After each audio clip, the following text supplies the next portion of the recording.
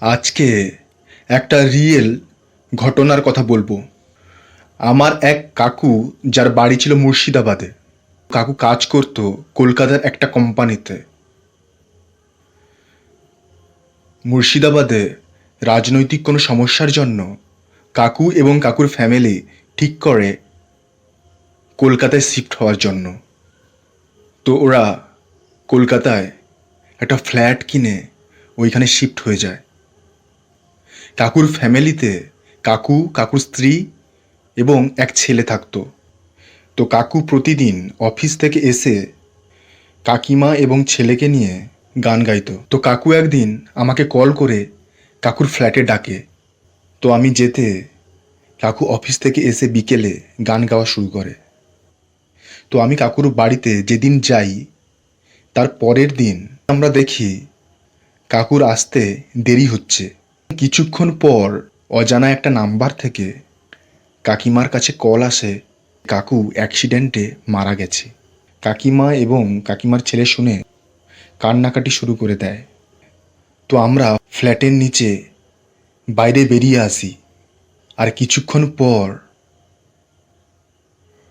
Flat থেকে শুনতে পাই কাকু গান গাইছে। আমরা তো অবাক হয়ে গেছি।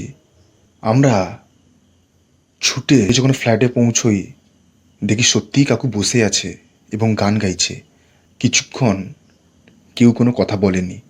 তারপর কাকিমা এবং আমি সব ঘটনা কাকুকে বলি। আর তার কিছুক্ষণ পরই সেই অজানা নাম্বার থেকে কল আসে। যে মানুষটা অ্যাক্সিডেন্ট করেছে তার বাড়িতে কল করতে গিয়ে ভুলে কাকিমার কাছে কল চলে আসে। তো কাকুর কিছু হয়নি এটা জেনে আমাদের যেমন আনন্দ লাগছিল, তেমন কোনো একটা মানুষ অ্যাক্সিডেন্ট করে মারা গেছে এইটা শুনে আরও বেশি কষ্ট হচ্ছিল। তো আমি আপনাদের সবাইকে বলবো, রাস্তায় যখন বেরোবেন একটু সতর্ক হয়ে চলবেন। বাইক চালালে হেলমেট পরবেন, গাড়িতে বসলে সিট বেল্টটা লাগাবেন।